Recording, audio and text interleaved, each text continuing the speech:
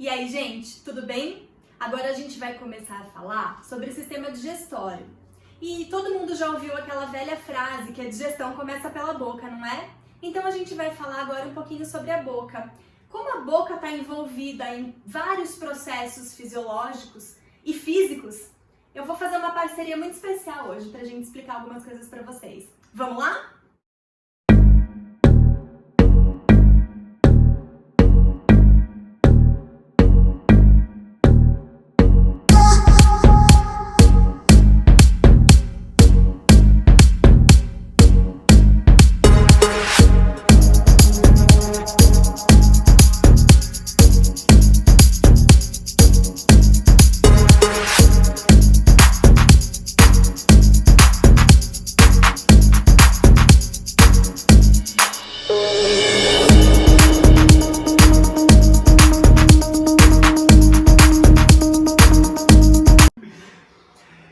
Então, onde começa o som? Como é que a gente produz o som? Todo mundo já ouviu falar, por exemplo, que o som é produzido pelo diafragma. Eu gostaria de pedir para a Flávia explicar isso para vocês. Vai lá. Bom, diafragma acho que não é novidade para vocês, já falamos sobre isso. O diafragma ele é um músculo respiratório. É um músculo presente somente nos mamíferos. E ele tem a função de fazer a contração e o relaxamento, aumentando e diminuindo a caixa torácica. Quando a gente aumenta a caixa torácica, em função da contração do diafragma, ele vai lá para baixo, a gente diminui a pressão interna e o ar entra. Só que o que interessa mesmo para a gente produzir a voz é quando a gente libera o ar. Então o diafragma ele relaxa, volta na sua posição original, comprimindo um pouquinho a caixa torácica e quando ela diminui de tamanho, o ar é expelido. Quando o ar é expelido... Aí o que acontece? Vamos entender uma coisa? Vamos lembrar disso? Existem dois tipos de instrumentos musicais. Os de corda e os de sopro. Então, num primeiro momento, você tem então o ar subindo aqui pela traqueia. A traqueia funciona como um tubo sonoro fechado. O tubo sonoro fechado, ele é como? Ele é aberto em uma extremidade e fechado na outra. A traqueia chega a mais ou menos 17 centímetros. E funciona por aquela equaçãozinha F igual a mv sobre 4L. Lembra disso não?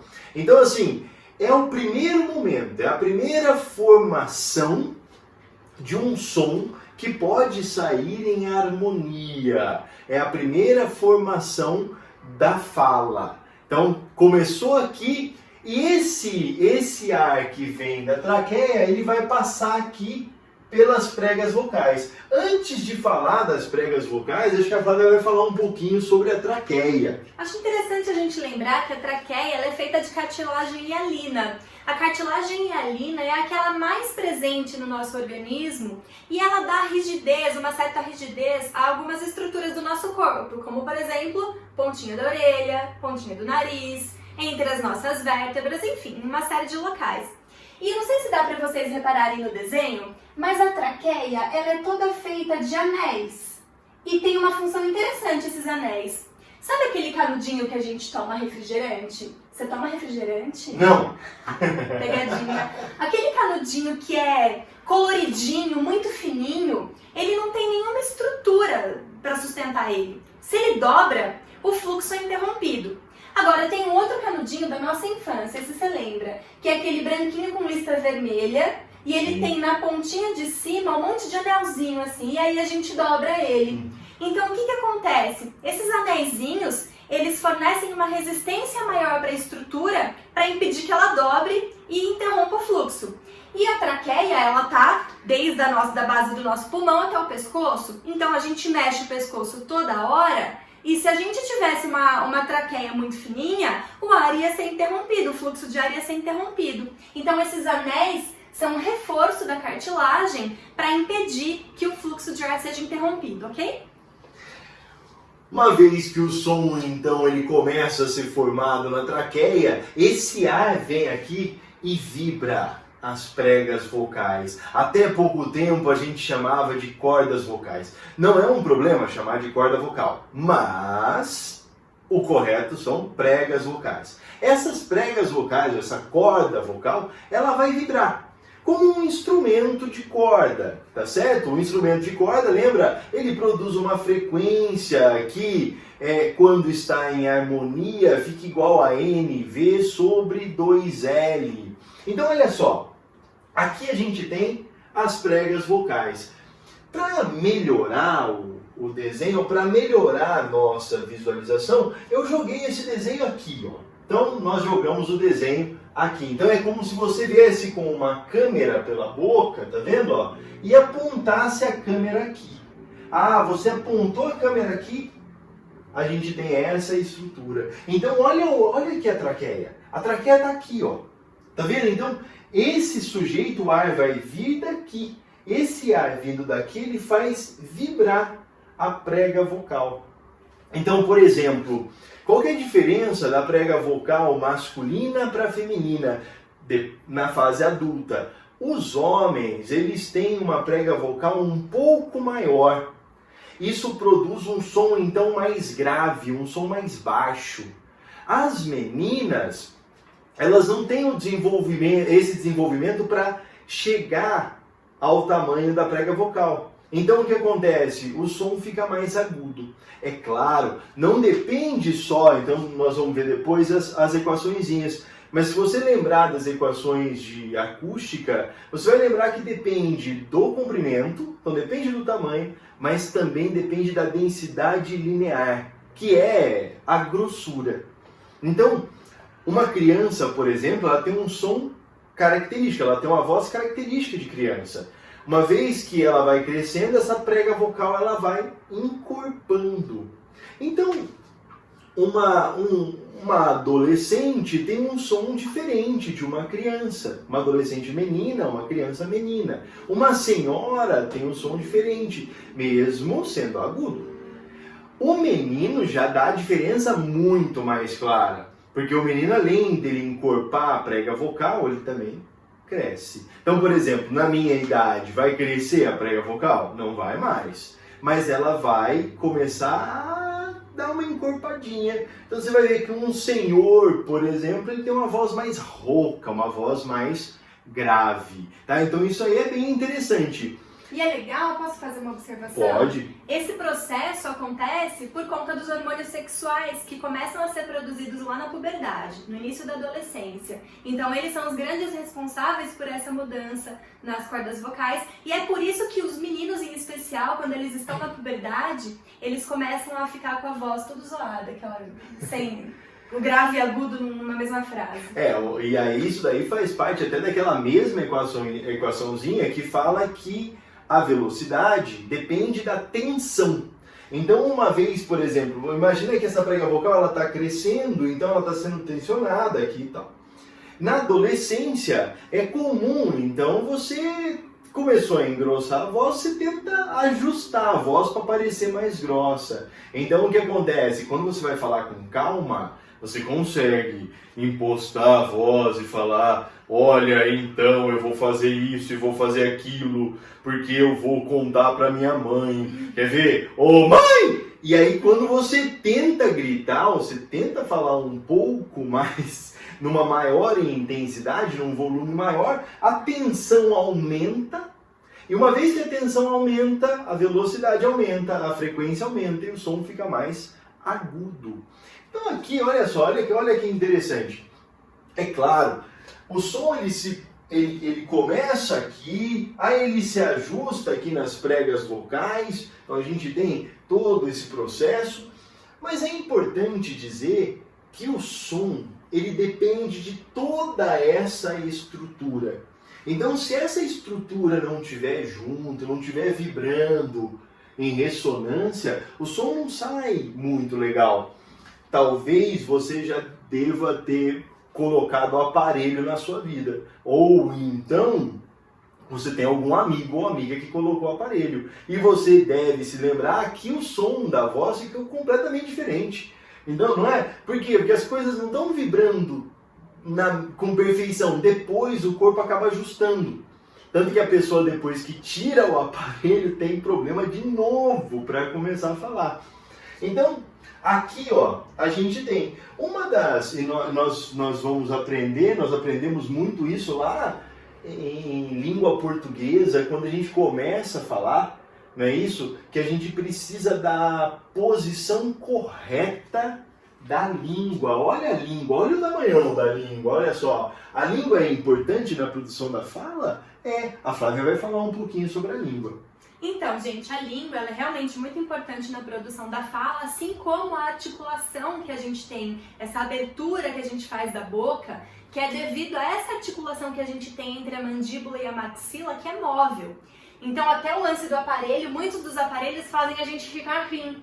E aí a gente não consegue articular e isso prejudica também na emissão do som, né? Então a língua, gente, ela é importante, vamos abordar agora os aspectos um pouco mais físicos com relação à língua, né? Ela é importante, então, como a gente estava falando anteriormente, por conta da fala. Então a língua ela é muscular e ela é interessante que ela possui vários movimentos. E por que a língua possui vários movimentos? Porque os seus feixes musculares, eles são inseridos na nossa boca, na nossa cavidade bucal, de forma totalmente aleatória. Então você não tem feixes de músculo todos numa mesma direção, tem um em cada direção. E isso permite essa mobilidade que a gente tem da língua, esses vários movimentos que a língua pode fazer. E um desses movimentos, aliás, a combinação desses movimentos, ela é importante para a fala, né, para a gente conseguir articular as palavras, as letras, e também, gente, para a gente conseguir engolir. Então, o processo de deglutição, que é o ato da gente engolir, ele só acontece também por conta da ondulação que a língua faz. Então, ela é muito importante nesse processo. A língua, ela ainda tem uma importância significativa no paladar. Então nós temos as papilas gustativas que formam a nossa língua, dando os sabores amargo, azedo e salgado e o sabor doce. É interessantíssima essa pontinha da língua ser responsável pelo sabor doce. E se vocês querem entender como isso funciona, tem uma experiência interessante. Pega um pouquinho de açúcar, dá uma secada na boca com papel toalha ou com pano de prato e coloca uma pontinha uma pitadinha de açúcar na ponta da língua. A gente imediatamente não consegue sentir o sabor doce. Por quê? Pra gente conseguir sentir o sabor, a gente precisa da presença da saliva. A água é muito importante pra gente conseguir detectar as moléculas, pra ver essa combinação das moléculas com as papilas gustativas. E aí a gente consegue sentir o sabor dos alimentos também. A saliva, ela também é muito importante no processo de deglutição e a gente vai abordar isso um pouquinho mais pra frente. Voltando aqui, então, a gente tem toda essa estrutura aqui responsável. Então, o dente é responsável, o céu da boca também, tá certo? Toda essa estrutura. E aí, sempre me perguntam o seguinte, mas Virgílio, como assim cavidade nasal? Por que aí a gente entende, eu gostaria que vocês se lembrassem, a gente tem alguns sons que são nasais, são sons nasalados. E talvez você já tenha ficado gripado algum dia na sua vida e travou o nariz. E quando trava o nariz, você fica falando meio assim. Por que você fica falando meio assim? Porque você não tem a saída, não é? Você não tem a saída aqui do ar pelo nariz. Então, a sua cavidade nasal, ela para de funcionar, tá certo? Então a gente tem aqui a estrutura do rosto, então isso aqui é um rosto em corte, espero que você tenha entendido a minha figura, e a câmera pegando essa parte aqui para falar de todas as estruturas que são responsáveis na produção da fala. As equações, os exercícios, nós vamos fazer daqui a pouco. Agora a Flávia quer falar mais alguma coisa? Eu vou completar um pouquinho aqui sobre a boca, algumas estruturas que a gente não falou ainda. Então nós temos as tonsilas. A gente fala muito de tonsilas quando fala de sistema imunológico, ela está relacionada ali com as amígdalas, né? Com o sistema de defesa do nosso organismo. A úvula, a famosa campainha, quando a gente abre a boca, a gente vê lá no fundo a campainha e ela tem a função de barrar a cavidade nasal. Quando a gente engole, então ela tem um papel muito importante na deglutição, para não deixar resto de alimento, alguma coisa que a gente está engolindo, ir para a cavidade nasal. A gengiva, né, onde estão inseridos os dentes, e os nossos dentes, eles têm uma função primordial no processo de digestão, que é promover a mastigação. E a mastigação, ela faz parte do que a gente chama de digestão física, processo físico de digestão. Ele é o primeiro e muito importante para que todo o resto do processo de digestão tenha continuidade. Então, os dentes, através da mastigação, eles promovem a trituração dos alimentos. E a grande vantagem disso é, primeiro, a gente tritura o alimento e fica mais fácil da gente engolir. Segundo, fica mais fácil da gente sentir o sabor dos alimentos. E terceiro, a gente aumenta a superfície de contato das partículas de alimento com as enzimas que são responsáveis por fazer o processo de digestão. Então, esse aumento da superfície de contato que acontece nesse momento é extremamente importante para o decorrer do processo digestório. Os nossos dentes, eles são divididos em 4 tipos. Nós temos os incisivos, que são esses 4 dentes da frente, tanto em cima quanto embaixo. E a função principal dos incisivos é cortar. Quando a gente morde um lanche, a gente corta um pedaço com os dentes da frente, que são os incisivos. Nós temos também os caninos, são 4. Um canino, outro canino, outro canino e outro canino. Eles ficam bem ao lado dos incisivos. E a função deles é de rasgar, então a gente puxa. Por que os grandes predadores, o leão, o tigre, eles têm os caninos muito protuberantes? Porque eles dilaceram, eles rasgam o alimento deles. Nós temos também os pré-molares e os molares. Na realidade, eles têm uma função semelhante. Mas o que vai ser a diferença entre eles? Os pré-molares, que são os 4 que ficam, 2 de cada lado, que ficam ao lado dos caninos, eles têm as cúspides diferenciadas. E o que são as cúspides? Aquelas curvinhas que tem nos dentes, quando a gente olha, o dente ele não é retinho, ele é cheio de curvinhas. Essas curvinhas são chamadas cúspides. E os pré-molares, eles têm 2 cúspides. E essas 2 cúspides, elas são responsáveis por esmagar e moer os alimentos. Então ele esmaga e moe, e a grande parte da mastigação vai ser feita então pelos dentes molares, que trituram de fato os alimentos, que são os outros 2 depois dos premolares. E aqui a gente colocou o último dente, que é o dente do siso. O dente do siso, ele nem sempre ele nasce. Existem pessoas que não chegam nem a ter o dente do siso. E outras pessoas, como eu, que tivemos que tirar todos os dentes do siso, porque ele não cabia na boca, né? Então o dente do siso, ele mostra aí um processo de evolução. Ele não tem mais uma função muito bem definida na nossa mastigação, mas de qualquer forma, ele pode ser usado aqui como um terceiro molar para fazer a trituração dos alimentos. Bom, eu acho que essa parte física do processo de digestão a gente fica por aqui. E mais pra frente a gente vai falar um pouquinho melhor sobre a parte química do processo de digestão. É isso aí. Tchau, tchau.